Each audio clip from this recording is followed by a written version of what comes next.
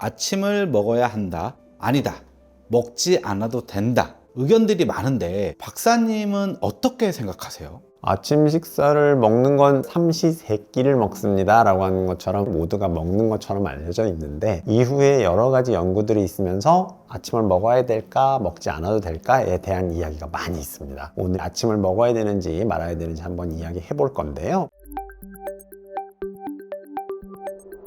1차적으로는 아침에 일어나서 식욕이 아예 없는 사람들은 무리할 필요는 없긴 합니다. 식욕이 없는 게 여러 가지 이유가 있는데, 저녁에 야식을 먹고 소화가 채 되지 않아서 열량들이 많이 남아 있어서 식욕이 없는 경우에는 안 드시는 것도 방법이긴 한데, 사람마다 다 차이가 있거든요. 그렇기 때문에 아침을 먹는 것에 대한 장점과 단점 모두 알려드리면서 이야기를 해볼까 합니다. 1차적으로 당뇨가 있거나 아침에 일어나서 몸을 사용하는 직업, 머리를 많이 쓰는 직업들은요, 가능하면 식사를 하시는 것이 훨씬 좋습니다. 아침 식사의 장점은 첫 번째로는 집중력 향상입니다. 아침을 잘 챙겨 먹으면 뇌에 필요한 에너지를 즉시 공급한 상태가 되어서 집중력과 기억력 향상에 도움을 줍니다. 아침을 먹지 않으면 몸 안에 저장되어 있는 에너지들을 꺼내서 사용을 해야 되기 때문에 일시적으로 바로바로 사용되기 좀 힘들 수가 있기 때문에 식사를 하는 게 도움이 됩니다. 두 번째는 대사의 촉진입니다. 아침 식사를 하는 행위는요,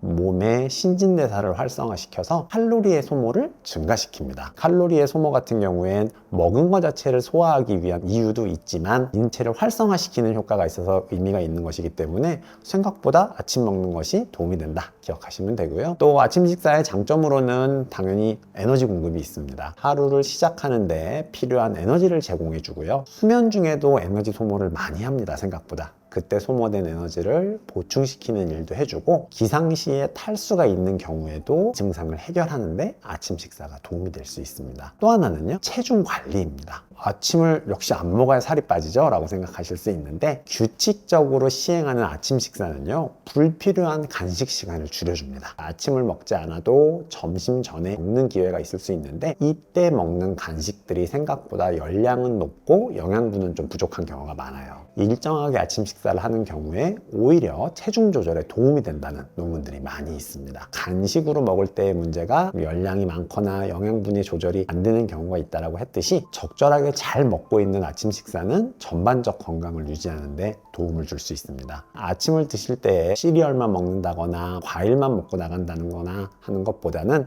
가능한 다양한 음식을 한 번에 섭취한다거나, 한 번에 여러 가지를 섭취하기 어려우면 요일별로 정해서 다양하게 섭취하시는 것도 좋은 방법이 되겠습니다. 이런 장점들이 합해져서인지 통계적으로는 아침을 먹는 사람들이 아침을 먹지 않는 사람들보다 심장질환에 걸릴 확률이 낮고 당뇨병에 걸릴 확률도 낮다고 알려져 있습니다. 다이어트에 도움이 된다고 이야기한 것처럼 아침을 먹는 사람들이 체지방률도 좀 더 낮다고 이야기를 합니다.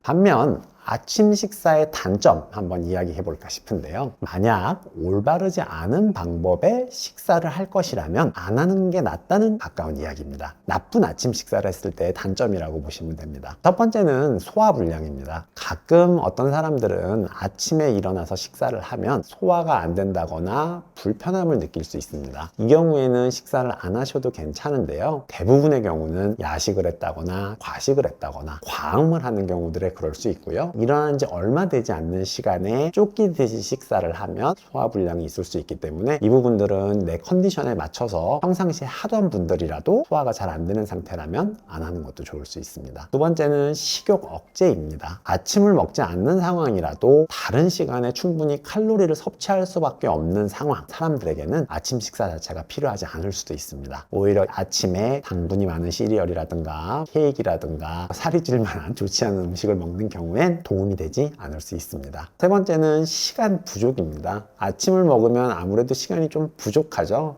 차려야지, 먹어야지, 치워야지 때문에 시간이 부족할 수 있는데 잠을 자는 시간이 소중해서 혹은 늦잠을 자는 것 때문에 겨우겨우 일어난 경우에 인스턴트로 많이 먹게 되는 경우가 있습니다. 시간도 쫓기고 섭취에 대해서도 크게 좋지 않기 때문에 그냥 넘어가고 이후에 과일을 섭취하거나 점심을 좀 충분히 먹는 식으로 조절하는 게 좋을 수도 있습니다. 네 번째는 습관적 섭취입니다. 다이어트 할 때 사실은 이 이야기를 많이 드리는데 아침을 먹어야 건강하대 라는 것 때문에 전체적인 식사량을 늘려서 문제가 있을 수 있습니다. 영양학적 측면이나 칼로리에 대해서만 생각을 하면 점심 저녁만 먹어도 괜찮은 사람들이 분명히 있기 때문에 습관적으로 꼭 먹어야 된다라는 생각은 안 하셔도 괜찮습니다.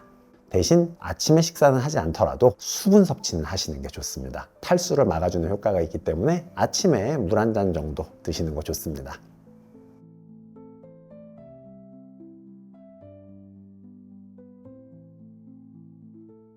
요즘 아침에 밥보다는 빵과 시리얼을 드시는 분들이 많으신데 이런 음식을 아침에 밥 대신 계속 먹어도 괜찮을까요?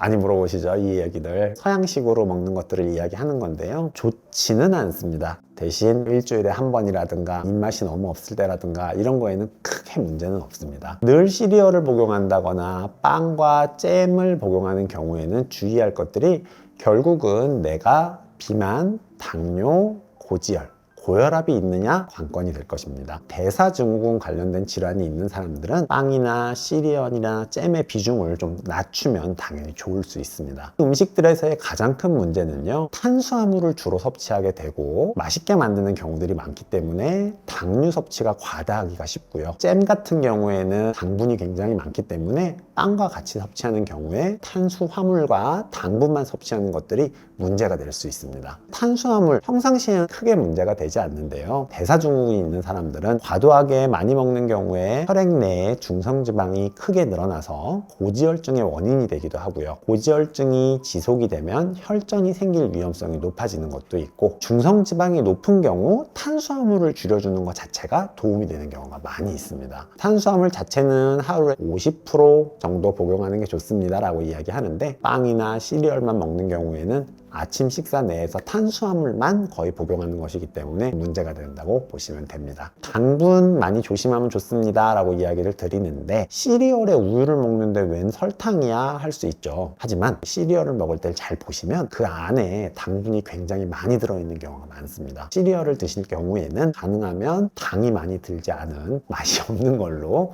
구매를 하셔서 드시는 게 좋은 방법입니다. 빵에 잼을 발라 먹는 것도 탄수화물과 설탕, 약간의 과일 성분이기 때문에 기본적으로 설탕과 탄수화물이 들어갔으니까 당이 순식간에 올라가는 것이 문제로 한 가지가 있고, 또 하나의 문제는 탄수화물만으로 식사를 하는 경우 당이 급격하게 떨어지게 되어 있습니다. 점심시간이 되기도 전에 아침 먹은 지 한 2시간밖에 안 됐는데 배가 급격하게 고파져서 간식을 먹는 상황이 올 수도 있습니다.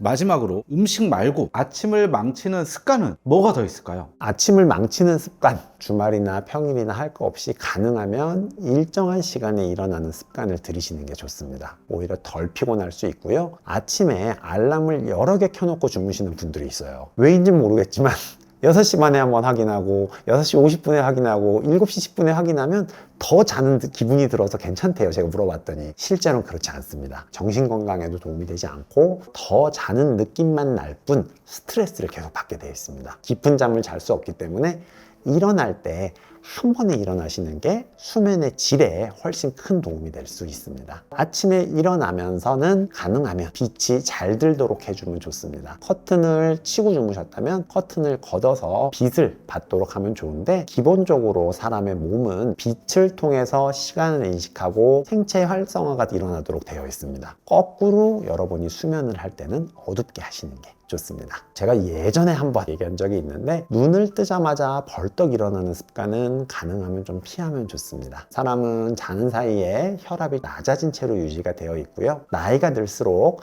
자고 일어난 직후에 약간 멍한 느낌도 있을 수 있고 팔다리에 힘도 덜 들어가고, 저혈압 혹은 고령의 사람들은요, 눈을 뜨고 나서 침대나 이불 속에서 기지개도 펴고 팔다리도 가볍게 움직인 뒤에 일어나시는 습관 가지시면 좋겠습니다. 건강을 망치는 나쁜 습관 중에 하나, 양치를 안 하는 것입니다. 밤에 이를 잘 닫고 잤더라도요, 생각보다 닦이지 않은 음식물이라든가 여러 가지가 남아서 치석이나 플라그를 생성할 수 있기 때문에 아침에 이를 꼭 닦아주시는 게 좋겠습니다.